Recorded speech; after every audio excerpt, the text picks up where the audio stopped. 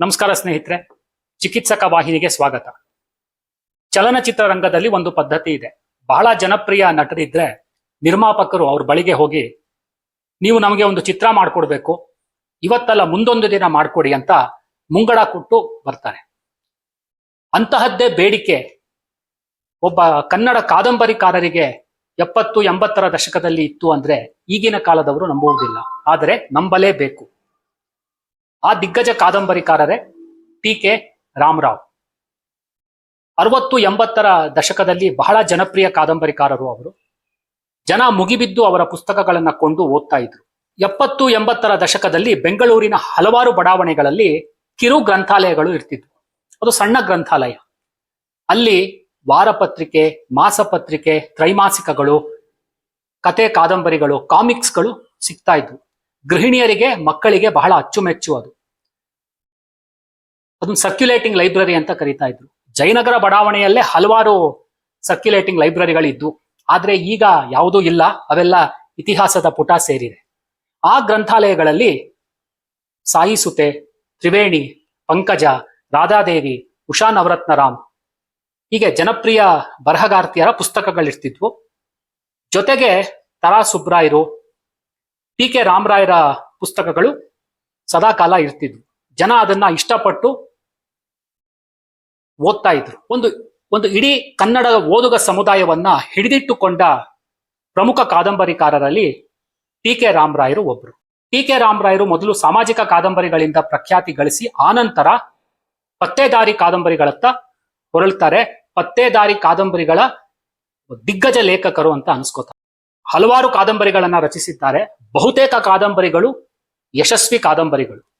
TK. ರಾಮರಾಯರು ಒಂದು ಕಾದಂಬರಿಯನ್ನ ಬರೆದು ಮುಗಿಸ್ತಾರೆ ಅನ್ನೋಷ್ಟರಲ್ಲೇನೆ ಪ್ರಕಾಶಕರು ಮತ್ತೆ ಬರೋರು. ಬಂದು ನೀವು ನಮ್ಗೆ ಇನ್ನೊಂದು ಕಾದಂಬರಿಯನ್ನ ಬರೆದುಕೊಡ್ಬೇಕು ಅಂತ ಮುಂಗಡ ಕೊಡೋರು. ಜೊತೆಗೆ ಸಂಪಾದಕರು ಅವ್ರ ಬಳಿ ಬಂದು ನಮ್ಮ ವಾರಪತ್ರಿಕೆಗೆ ಅಥವಾ ಮಾಸಪತ್ರಿಕೆಗೆ ಅಥವಾ ವಿಶೇಷಾಂಕಗಳಿಗೆ ನೀವು ಕತೆ ಬರ್ಕೊಡ್ಬೇಕು ಅಂತ ಕೇಳೋರು, ಮುಂಗಡ ಕೊಟ್ಟು ಹೋಗೋರು. ಆ ಮಟ್ಟದ ಜನಪ್ರಿಯತೆ ಆಗ ಅವರು ಗಳಿಸ್ಕೊಂಡಿದ್ರು. ನೋಡಿ, ಆಗ ಯಾವ ಸಾಮಾಜಿಕ ಜಾಲತಾಣಗಳು ಇರಲಿಲ್ಲ, ಬೇರೆ ರೀತಿ ಪ್ರಚಾರ ಮಾಡೋಕ್ಕೂ ಸಾಧ್ಯ ಇಲ್ಲ. ಕೇವಲ ತಮ್ಮ ಬರವಣಿಗೆಯ ಶಕ್ತಿ ಮೂಲಕ ಅವರು ಆ ಓದುಗ ಸಮುದಾಯವನ್ನ ಗಳಿಸ್ಕೊಂಡಿದ್ರು. ಟಿ.ಕೆ. ರಾಮರಾಯರ ಬರವಣಿಗೆಯ ಶೈಲಿ ಬಹಳ ರೋಚಕವಾದದ್ದು. ಅವರು ಪತ್ತೇದಾರಿ ಕಾದಂಬರಿಗಳಲ್ಲಿ ಎತ್ತಿದ ಕೈ. ನೋಡಿ, ಪತ್ತೇದಾರಿ ಕಾದಂಬರಿಗಳಲ್ಲಿ ಅವರು ಬಳಸುತ್ತಿದ್ದ ಭಾಷೆ, ಅವರು ಸೃಷ್ಟಿಸುತ್ತಿದ್ದ ಸನ್ನಿವೇಶಗಳು, ಆ ತನಿಖೆಯ ಜಾಡನ್ನ ಅವರು ಅರಸಿ ಆ ಕುತೂಹಲ ಉಳಿಸ್ಕೊಂಡು ಹೋಗ್ತಿದ್ದಂತಹ ರೀತಿ, ಆಮೇಲೆ ಯಾವುದೇ ರೀತಿ ಅನಗತ್ಯ ವಿಚಾರಗಳನ್ನ ಎತ್ತಾ ಇರಲಿಲ್ಲ, ಅನಗತ್ಯವಾಗಿ ಅದನ್ನ ಸಂಕೀರ್ಣಗೊಳಿಸ್ತಿರ್ಲಿಲ್ಲ. ಸರಳವಾಗಿರ್ತಿತ್ತು, ಆದ್ರೆ ಮೊನಚಾಗಿರ್ತಾ ಇತ್ತು. ಕೊನೆಯವರೆಗೂ ಓದುಗರಲ್ಲಿ ಕುತೂಹಲ ಉಳಿಸ್ಕೊಳ್ತಾ ಇತ್ತು. ಇದು ಯಾರು ಅಪರಾಧ ಮಾಡಿದ್ದಾರೆ, ಹೇಗ್ ಮಾಡಿರಬಹುದು ಅಂತ. ಅದು ಅವರ ಬರವಣಿಗೆಯ ಒಂದು ಮಾಂತ್ರಿಕ ಶಕ್ತಿ. ಜೊತೆಗೆ ಅವರೊಂದು ಕಾದಂಬರಿ ಬರೆದ್ರೆ, ಈಗ ಬೆಂಗಳೂರಿನಲ್ಲಿ ಕಾದಂಬರಿ ಇದ್ರೆ ಅಲ್ಲಿಯ ಸ್ಥಳೀಯ ಬಡಾವಣೆಗಳು, ಅಲ್ಲಿನ ಸ್ಥಳೀಯ ಇತಿಹಾಸ, ಇವನ್ನೆಲ್ಲ ಆ ಕಾದಂಬರಿಯಲ್ಲಿ ಅವರು ಬರೀತಾ ಇದ್ರು. ಹಾಗಾಗಿ ಓದುಗ ಅದರೊಂದಿಗೆ ಗುರುತಿಸ್ಕೊಳ್ಳೋದಕ್ಕೆ ಸುಲಭ ಆಗ್ತಾ ಇತ್ತು. ಈಗ ಬೆಂಗಳೂರಿನಲ್ಲಿ ನಡೆಯುವಂತಹ ಹಲವಾರು ಕಾದಂಬರಿಗಳಲ್ಲಿ ಅಲ್ಲಿ ಬಡಾವಣೆಗಳು, ಉದಾಹರಣೆಗೆ ಅಲ್ಲಿ ಎಂ.ಜಿ. ರಸ್ತೆಯ ವಿವರಣೆಗಳು ಬರುತ್ತೆ. ಜಯನಗರ ಬಡಾವಣೆ ಇದ್ರೆ ಅಲ್ಲಿನ ವಿವರಣೆಗಳು ಕೆಲವು ಕಾದಂಬರಿಗಳಲ್ಲಿ ಇವೆ. ಹಾಗಾಗಿ ಅವರ ಕಾದಂಬರಿ ಬಹಳ ಜನಪ್ರಿಯ ಆಗ್ತಾ ಇತ್ತು. ಆಮೇಲೆ ಆಗಿನ ಕಾಲಕ್ಕೆ ಅವರು ಆ ತನಿಖೆ ವಿಚಾರವಾಗಿ ಬಹಳಷ್ಟು ತಿಳ್ಕೊಂಡು ಅದನ್ನ ಕಾದಂಬರಿಗಳಲ್ಲಿ ಬರಿತಾ ಇದ್ರು. ನೋಡಿ, ಆಗಿನ ಕಾಲಕ್ಕೆ ಅವರು ವಿಧಿವಿಜ್ಞಾನ ವಿಚಾರ ಅಂದ್ರೆ ಫೊರೆನ್ಸಿಕ್ ಸೈನ್ಸ್ ಕುರಿತು ಕಾದಂಬರಿಗಳಲ್ಲಿ ಅವರು ತಿಳಿಸಿದ್ದಾರೆ. ಒಂದು ಕಾದಂಬರಿಯಲ್ಲಂತೂ ಈ ಹೇರ್ ಫಾಲಿಕಲ್ ಟೆಸ್ಟ್ ಅಂದ್ರೆ ಕೂದಲು ಕೋಶಕಗಳ ಪರೀಕ್ಷೆ, ಅದರಲ್ಲಿ ಏನೆಲ್ಲ ಕಾಣಿಸುತ್ತೆ ಇವನ್ನೆಲ್ಲ ಬರೆದಿದ್ದಾರೆ. ಅಂದ್ರೆ ಅವ್ರಿಗೆ ಒಂದು ಹಿಡಿತಾ ಇತ್ತು, ತನಿಖೆ, ವಾದ ವಿವಾದ ಹೇಗ್ ನಡೆಯುತ್ತೆ, ಇದ್ರ ಬಗ್ಗೆ ಎಲ್ಲ ಅವ್ರಿಗೆ ಗೊತ್ತಿತ್ತು. ಆದ್ದರಿಂದ ಈಗಲೂ ನೀವು ಅವರ ಕಾದಂಬರಿಗಳನ್ನ ಓದಿ ಹಳತು ಅಂತ ಅನ್ಸೋದೇ ಇಲ್ಲ. ಅಂದ್ರೆ ಆ ಮಟ್ಟದ ಒಂದು ನೈಪುಣ್ಯತೆ ಅವರು ಪತ್ತೇದಾರಿ ಕಾದಂಬರಿಗಳಲ್ಲಿ ಅವರು ಸಾಧಿಸಿದ್ರು. ಅಷ್ಟೇ ಚೆನ್ನಾಗಿ ಸಾಮಾಜಿಕ ಕಾದಂಬರಿಗಳನ್ನು ಕೂಡ ಅವರು ಬರೆದಿದ್ದಾರೆ. ನೋಡಿ, ಅವರ ಕಾದಂಬರಿಗಳ ಪಟ್ಟಿ: ಬಂಗಾರದ ಮನುಷ್ಯ, ಜಗದೇವರಾಯ, ಪಯಣದ ಕೊನೆ, ಸರ್ಪದಂಡೆ, ಕಪ್ಪು ನಾಯಿ, ಸೀಳು ನಕ್ಷತ್ರ, ಶಕುನ ಪಕ್ಷಿ, ಆರಿದ ಲಾಂದ್ರ, ತಾಳೆ ಹೂವು, ದಿಬ್ಬದ ಮನೆ, 3 ಜನ್ಮಗಳು, ಹೀಗೆ ಹಲವಾರು ಜನಪ್ರಿಯ ಕಾದಂಬರಿಗಳು. ಅವರು ಒಟ್ಟು 53 ಕಾದಂಬರಿಗಳನ್ನ ಬರೆದಿದ್ದಾರೆ.